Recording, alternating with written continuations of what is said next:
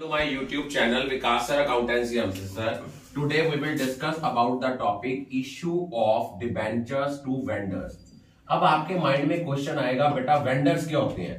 Vendors वो लोग होते हैं जिनसे हम एसेट्स खरीदती हैं कंपनी या बिजनेस बाय करते हैं।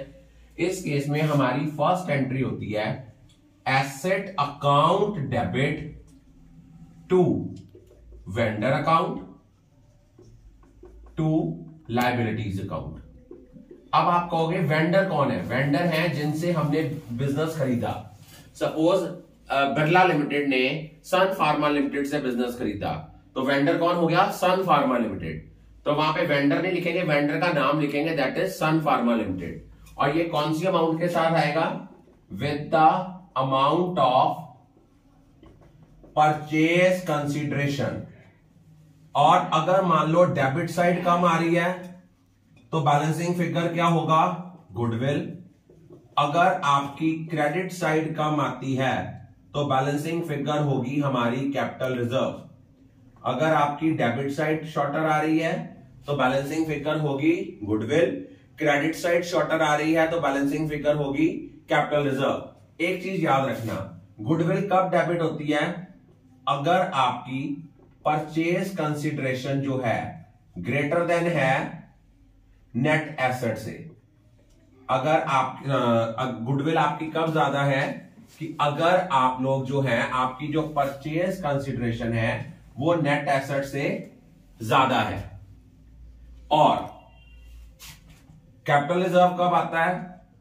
अगर आपकी परचेज कंसिडरेशन जो है that is less than net assets, means assets ज्यादा के आए हैं और आपकी जो परचेज कंसिडरेशन है वो हमने कम पे की है। तो इट मीन ज्यादा जो हमें आ रहा है that is our capitalised profit, that will be transfer to capital reserve. अब हमने वेंडर को पेमेंट करनी है तो एंट्री क्या आनी है? पेमेंट आनी है vendor account debit to -% debentures. अगर हम डिबेंचर इशू कर रहे हैं प्रीमियम पे, टू सिक्योरिटी प्रीमियम अकाउंट। अगर डिस्काउंट पे करेंगे तो discount on issue of debentures को डेबिट करेंगे। अब इस पे क्वेश्चन कहां भी आएगा? अगर आपने ये निकालना है number of debentures to be issued, इसको हम कैसे निकालते हैं? इसको निकालने का फॉर्मूला होता है purchase consideration over issue price. अगर मान लो 100 रुपए का डिबेंचर है, 10% प्रीमियम पे इशू हो रहा है, इशू प्राइस हो गई 110। अगर 100 का डिबेंचर है 5% डिस्काउंट पे आ रहा है तो आपकी इशू प्राइस कितनी हो गई? 95। अगर एट पार है तो इट मीन 100 की एंट्री 100 में। सपोज आप लोगों को एक क्वेश्चन आता है कि आपने एसेट खरीदे हैं 8,90,000 के, लेकिन वेंडर को पेमेंट करनी है 9 लाख रुपया। तो जो 1 लाख रुपया कम 10,000 रुपया कम डेबिट हो रहा है वो क्या होगी? गुडविल। अब आपने यहां लिखा वेंडर अकाउंट डेबिट 9 लाख। वो कहता है कि आपने इनको इशू करने हैं 100 रुपए का डिबेंचर है 10% डिस्काउंट पे, इशू प्राइस हो गई 90।